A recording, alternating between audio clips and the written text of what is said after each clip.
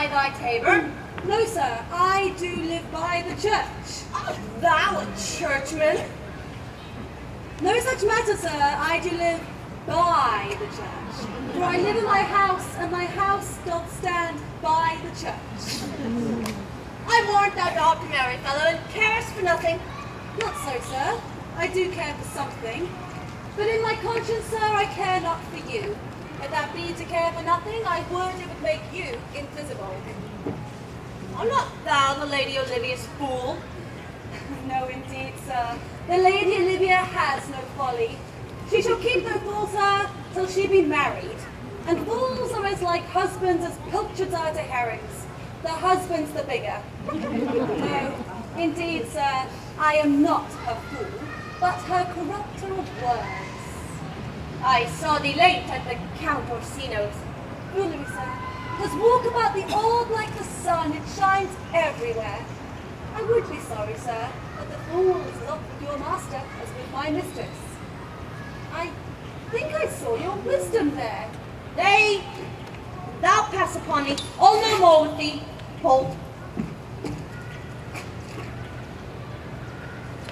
There's expenses. Sack. There's expenses for thee. Now Jove in his next commodity of hair sent thee a beard. By my troth, I'll tell thee, I'm almost sick for one, though I would not have it grow on my chin. Is thy lady within? The matter, I hope, is not great. She is within. I will counsel to them whence you come. Who you are and what you would are out of my welcome. I might say element, but the word is overborne.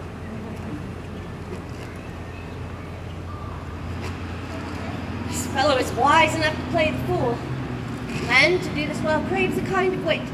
She must observe their mood on whom she jests, quality of persons and the time, and, like the haggard, check at every feather that comes before her eye.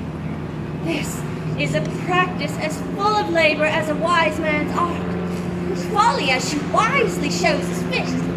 Wise men folly, might take their wits.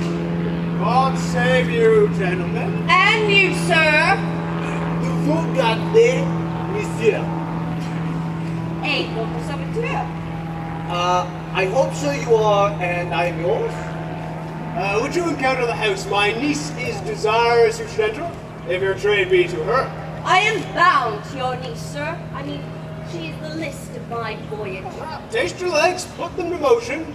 My legs do better understand me, sir, than I understand what you mean by me bidding me taste my legs. I mean to go, sir. To enter? I will answer you gate and entrance. But we are prevented. Most excellent, accomplished lady, the heavens rain odors on you.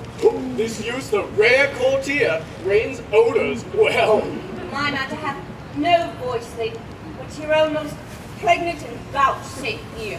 Pregnant, vouchsafed, and odors. I'll get them all three ready. Let the garden door be shut, and leave me to my hearing. Give me your hand, sir. My duty, madame, and most humble service. What is your name? Cesario is your servant's name, fair princess. My servant, sir. 'Twas never merry world since lowly feigning was called compliment. Your servant to the Count Orsino, youth. And he is yours, and his must needs be yours. Your servant is your servant, madame. For him, I think not on him. For his thoughts, would they were but blanks rather than filled with me. Madame, I've come to wet your gentle thoughts on his behalf. By your leave, I pray you. I bid you never speak again of him.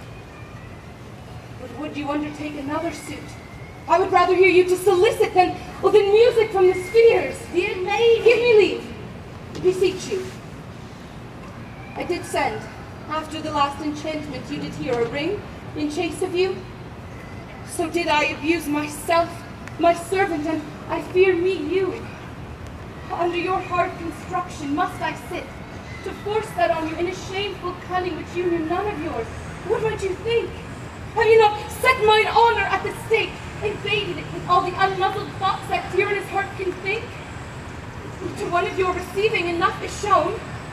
cypress, not a bosom height to my heart, so let me hear you speak. I pity you. Oh, that's a degree to love! No, not degrees, 'tis a vulgar proof that very oft we pity enemies. Why then methinks 'tis time to smile again. Oh, world, how apt the poor are to be proud. If one should be a prey, how much the better to fall before the lion than the wolf. The clock upbraids me with the waste of time. Be not afraid, good youth. I will not have you. And yet, when wit and youth are come to harvest, oh, your wife is like to reap a proper man. There lies your way, due west. Then westward hope. Grace and good disposition. Attend, your ladyship. You'll nothing, madame, to my lord by me? Stay! I prithee, tell me what thou thinkst of me. That you do think you are not what you are. But if I think so, I think the same of you. Then think you right. I am not what I am. I would you were as I would have you be. Would it be better, madame, than I am? I wish it might, for now I am a fool. What a deal of scorn looks beautiful in the contempt and anger of his lip. A murderous guilt shows not itself more soon than love that would seem hid. A love's night is noon. Oh, Cesario, by the roses of the spring, by maidhood, truth, and everything, I love thee so. Oh, that maugre all thy pride, nor wit, nor reason can my passion hide, but rather reason thus with reason fetter. Oh, love sought is good, but given unsought is better. By innocence I swear, and by my youth. I have one heart, one bosom, and one truth, and that no woman has. For never none shall mistress be of it, save I alone. And so adieu, good madame. Nevermore will I my master's tears to you deplore. Yet come again, for perhaps thou mayest move that heart which now abhors to like his love.